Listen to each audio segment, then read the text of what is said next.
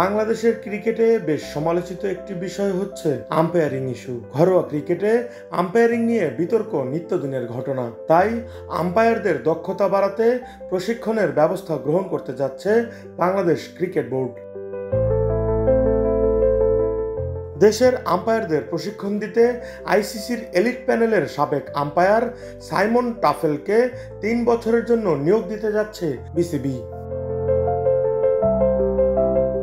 BCB সূত্র বলছে, আম্পায়ারদের প্রশিক্ষণ প্রোগ্রামের জন্য টফেলের পুরো দল বাংলাদেশে আসবে। বিসিবির লক্ষ্য হচ্ছে তার অধীনে 15 থেকে 20 জন ভালো মানের আম্পায়ার তৈরি করা।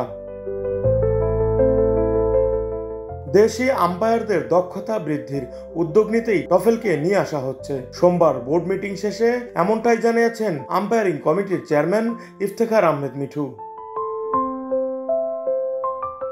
খেলোয়াড় হিসেবে খুব নাম কামাতে না পারলেও আম্পায়ার হিসেবে সুনাম অর্জন করেছেন সাইমন টফেল। 2003 থেকে 2012 সাল পর্যন্ত আইসিসির এলিট প্যানেলের আম্পায়ার হিসেবে দায়িত্ব পালন করেছেন। 1999 সালে তিনি প্রথম আন্তর্জাতিক ওয়ানডে ম্যাচে আম্পায়ারিং করেন এবং 2000 সালে টেস্ট আম্পায়ারিংয়ের সুযোগ পেয়ে যান। দক্ষতা এবং বিশ্বাসযোগ্যতার কারণে 2003 সালে আইসিসির এলিট প্যানেলে অন্তর্ভুক্ত হন সাবেক এই অজি ক্রিকেটার। 2004 থেকে 2008 পর্যন্ত টানা 5 বার তিনি আইসিসির আম্পায়ার অব দ্য ইয়ার পুরস্কার জিতেছেন। মোট 74টি টেস্ট, 174টি ওয়ানডে এবং 34টি আন্তর্জাতিক টি-20তে আম্পায়ারিং করেছেন তিনি।